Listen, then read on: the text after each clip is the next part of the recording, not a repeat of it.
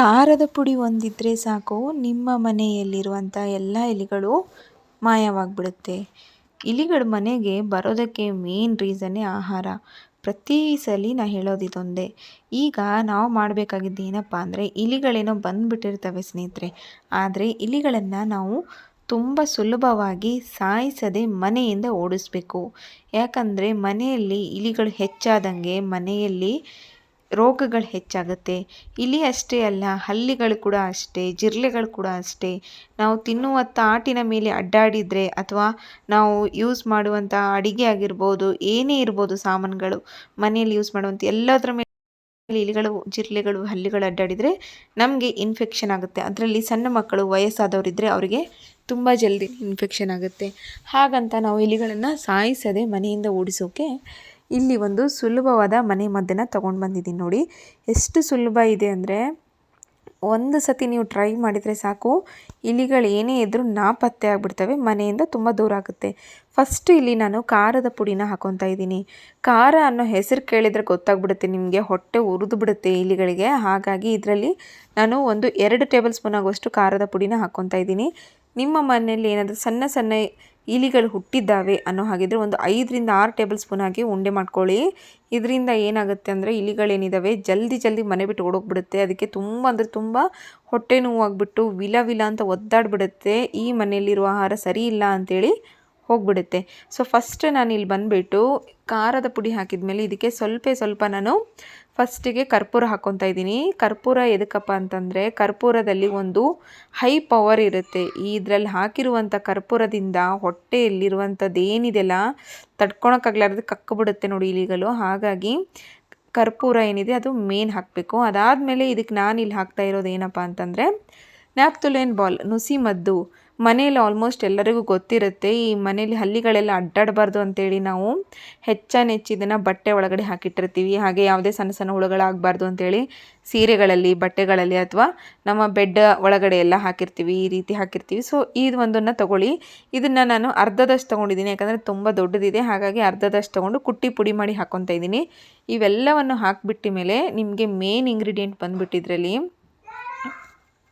ಏನಪ್ಪ ಅಂತಂದರೆ ಸಾಸಿವೆ ಎಣ್ಣೆ ಇಲ್ಲ ಅನ್ನೋರು ಕಹಿ ಬೇವಿನ ಎಣ್ಣೆ ಆದರೂ ಆ್ಯಡ್ ಮಾಡ್ಕೋಬೋದು. ಇವೆರಡೂ ಇಲ್ಲ ಅನ್ನೋ ಹಾಗಿದ್ದರೆ ನೀವು ಇದನ್ನು ಸ್ಕಿಪ್ ಮಾಡಲಾರ್ದೇ ಮನೆಯಲ್ಲೇ ನೀವು ಕಹಿ ಬೇವಿನ ಎಣ್ಣೆನ ತಯಾರಿಸ್ಕೊಳ್ಳಿ. ಮನೆ ಹೊರಗಡೆಯಿಂದ ತರೋಕ್ಕಾಗ್ತಾ ಇಲ್ಲ ಅನ್ನೋ ಹಾಗಿದ್ರೆ ಕಹಿ ಬೇವಿನ ಎಣ್ಣೆನ ತೊಗೊಂಬರ್ರಿ. ಅಥವಾ ಸಾಸಿವೆ ಎಣ್ಣೆ ಇದ್ದರೆ ಸಾಸಿವೆ ಎಣ್ಣೆ ಲೋಕಲಾಗಿ ಮಾರ್ಕೆಟ್ನಲ್ಲಿ ಎಲ್ಲ ಕಡೆ ಸಿಗುತ್ತೆ. ಸಾಸಿವೆ ಎಣ್ಣೆಯಲ್ಲಿ ಪವರ್ ಏನಪ್ಪ ಅಂತಂದರೆ, ತುಂಬ ಹೀಟ್ ಇರುತ್ತೆ. ಹೀಟ್ ಇರುವಂಥ ಪದಾರ್ಥ ಏನಾದರೂ ಇಲಿ ಆಗಿರ್ಬೋದು, ಹಲ್ಲಿ ಆಗಿರ್ಬೋದು, ಜಿರಳೆಗಳಾಗಿರ್ಬೋದು, ಯಾವುದೇ ಪದಾರ್ಥನ ತಿಂದುಬಿಟ್ರು ಕೂಡ ಉರಿಗೆ ತಡ್ಕೊಳಕ್ಕಾಗೋದಿಲ್ಲ. ಸೊ ಹಾಗಾಗಿ ಇದರಲ್ಲಿ ನಾನು 1.5 ಟೇಬಲ್ ಸ್ಪೂನ್ ಆಗುವಷ್ಟು ಸಾಸಿವೆ ಎಣ್ಣೆನ ಆ್ಯಡ್ ಮಾಡ್ಕೊತಾ ಇದ್ದೀನಿ. ಸಾಸಿವೆ ಎಣ್ಣೆ ಇಲ್ಲನವರು ಕಹಿ ಬೇವಿನ ಎಣ್ಣೆನಾದರೂ ಮಾಡ್ಕೊಳ್ಳಿ. ಅದಾದಮೇಲೆ ಇದಕ್ಕೆ ನಾನು ಗೋಧಿ ಹಿಟ್ಟನ್ನ ಹಾಕ್ಕೊತಾ ಇದ್ದೀನಿ. ಇದು ಬೇಕಾದ್ರೆ ಆಪ್ಷನಲ್ಲು, ನೀವು ಗೋಧಿ ಹಿಟ್ಟು ಪ್ಲೇಸ್ನಲ್ಲಿ ನೀವೇನಾದರೂ ಕಡಲೆ ಹಿಟ್ಟನ್ನು ಕೂಡ ಆ್ಯಡ್ ಮಾಡ್ಕೋಬೋದು. ಗೋಧಿ ಹಿಟ್ಟು ಹಾಕ್ಕೊತಾ ಇದ್ದೀನಿ. ಇದನ್ನು ನಾನು ಒಂದು ಉಂಡೆ ಆಕಾರ ಕೊಡ್ತಾ ಇದ್ದೀನಿ. ಉಂಡೆ ಆಕಾರದಿಂದ ಕೊಡೋದ್ರಿಂದ ಏನಾಗುತ್ತೆ, ಜಿರಳೆಗಳಾಗಿರ್ಬೋದು, ಇಲಿಗಳಾಗಿರ್ಬೋದು, ಹಲ್ಲಿಗಳಾಗಿರ್ಬೋದು, 3 ಕೂಡ ಅಷ್ಟೇ ಉಂಡೆನ ತಿನ್ನುತ್ತೆ. ಲಿಕ್ವಿಡ್ ಫಾರ್ಮೇಷನ್ಕಿಂತ ಉಂಡೆ ಅಂದರೆ ಗಟ್ಟಿ ಇರುವಂಥ ಫಾರ್ಮೇಷನಲ್ಲಿ ಮಾಡೋದ್ರಿಂದ ಏನಾಗುತ್ತೆ ಅಂದರೆ, ಹೆಚ್ಚು ನಮಗೆ ಕಷ್ಟ ಆಗೋದಿಲ್ಲ. ತುಂಬ ಸುಲಭವಾಗಿ ನಾವು ಇದನ್ನು ತಯಾರಿಸ್ಕೋಬೋದು. ಹಾಗೆ ಇದನ್ನು ನಾವು ಎಲ್ಲಿ ಬೇಕಾದರೆ ನಮಗೆ ಇಟ್ಕೊಳಕ್ಕೆ ಈಸಿ ಆಗುತ್ತೆ. ಹಾಗಾಗಿ ನಾನು ಇದರಲ್ಲಿ ಇಷ್ಟನ್ನು ಹಾಕಿಬಿಟ್ಟು ಸ್ವಲ್ಪ ನೀರು ಹಾಕ್ಕೊಂಡು ಗಟ್ಟಿಯಾಗಿ ನಾವು ಏನು ಹಿಟ್ಟು ನಾದ್ತೀವಲ್ವ ಆ ರೀತಿ ನಾದ್ಕೊತಾ ಇದ್ದೀನಿ ನೋಡಿ. ಈ ರೀತಿ ನಾದಿದರೆ ಸಾಕು. ಸ್ವಲ್ಪ ಗಟ್ಟಿ ಆಗಬೇಕಷ್ಟೇ ಸ್ನೇಹಿತರೆ, ಜಾಸ್ತಿ ಅಳಕ್ಕೆ ಬೇಕಾಗೋದಿಲ್ಲ, ನೀರು ಥರ ಏನು ಬೇಕಾಗೋದಿಲ್ಲ. ಈಗ ನೋಡಿ ನಮ್ಮ ಈ ಉಂಡೆ ಏನಿದೆ ರೆಡಿಯಾಗಿದೆ. ಈ ಉಂಡೆ ರೆಡಿ ಆದಮೇಲೆ ಇದನ್ನು ನೀವು ಬೇಕಾದ್ರೆ ಒಂದೇ ಒಂದು ನೀವು ದೊಡ್ಡದಾಗಿ ಕೂಡ ಇಟ್ಕೋಬೋದು, ಅಥವಾ ನೀವು ಸಣ್ಣ ಸಣ್ಣ ಬಾಲ್ಸ್ ಆದರೂ ಮಾಡ್ಕೋಬೋದು. ಇಲ್ಲಿ ನಿಮಗೆ ಹೆಚ್ಚು ಇಲಿಗಳಿದಾವ ಅಥವಾ ಜಿರಳೆಗಳು ಜಾಸ್ತಿ ಇದಾವ ಅದ್ರ ಮೇಲ್ಗಡೆ ಗೊತ್ತಾಗುತ್ತೆ. ಇಲಿಗಳು, ಜಿರಳೆಗಳು, ಹಲ್ಲಿಗಳು ಜಾಸ್ತಿ ಇದ್ದರೆ ನೀವು ಇದನ್ನು ಸಣ್ಣ ಉಂಡೆಯಾಗಿ ಮಾಡ್ಕೊಂಡು ಇಟ್ಕೊಳ್ಳಿ. ಇದನ್ನು ನೀವು ಉಂಡೆ ಮಾಡ್ಕೊಂಡ್ಬಿಟ್ಟು ಒಂದು ದಾರದ ಸಹಾಯದಿಂದ ಮೇಲ್ಗಡೆ ಕೂಡ ಕಟ್ಬೋದು. ಹಲ್ಲಿಗಳು ಜಾಸ್ತಿ ಅಡ್ಡಾಡ್ತಾ ಇದ್ದಾವೆ ಅನ್ನೋಗಿದ್ರೆ ಅದನ್ನು ಕೂಡ ಮಾಡ್ಕೋಬೋದು.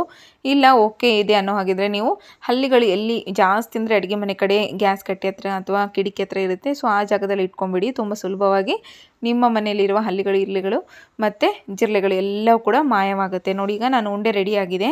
ಈಗ ಇದನ್ನು ನಾನು ನಿಮಗೆ ನಿಮಗೆ ಹೇಳಿರೋ ಹಾಗೆ ಇಲಿಗಳು ಎಲ್ಲಿ ಬರುತ್ತೆ ಜಾಸ್ತಿ, ಗ್ಯಾಸ್ ಕಟ್ಟೆ ಕೆಳಗಡೆ ಜಿರಳೆಗಳು ಜಾಸ್ತಿ ಇರುತ್ತೆ, ಇಲಿಗಳು ಜಾಸ್ತಿ ಇರುತ್ತೆ. ಹಲ್ಲಿಗಳು ಸ್ವಲ್ಪ ಕಮ್ಮಿನೇ, ಬಟ್ ಆದ್ರೂ ಅವ್ರನ್ನ ಕೂಡ ಬರ್ತಾ ಇರ್ತವೆ. ಸೊ ಆ ಜಾಗದಲ್ಲಿ ಇಡಿ. ಹಾಗೆ ಈ ಹಲ್ಲಿಗಳು ಬರೋದಕ್ಕೆ ಮೇನ್ ರೀಸನ್ ಏನು ಗೊತ್ತಾ, ಕಿಟಕಿಗಳಿಂದ ಬರುತ್ತೆ. ಸೊ ಆ ಜಾಗದಿಂದನೂ ಕೂಡ ನೀವು ಇದನ್ನ ಇಡೋದ್ರಿಂದ ಏನಾಗುತ್ತೆ, ಜಿರಳೆಗಳು ಹಲ್ಲಿಗಳು ಬರೋದಿಲ್ಲ. ಮತ್ತು ನಿಮಗೆ ಗೊತ್ತಿರೋ ಹಾಗೆ ಡಸ್ಟ್ಬಿನ್ ಎಲ್ಲಿರುತ್ತೋ ಅಲ್ಲಿ ಜಾಸ್ತಿ ಬಂದುಬಿಡೋಕ್ಕೆ ಚಾನ್ಸಸ್ ಭಾಳ ಇದೆ. ಹಾಗಾಗಿ ಆ ಜಾಗದಲ್ಲಿ ಕೂಡ ಇದನ್ನು ಇಡಿ. ಈ ವಿಡಿಯೋ ನಿಮ್ಗೆ ಇಷ್ಟ ಆದರೆ ನನ್ನ ಚಾನಲ್ನ ಸಬ್ಸ್ಕ್ರೈಬ್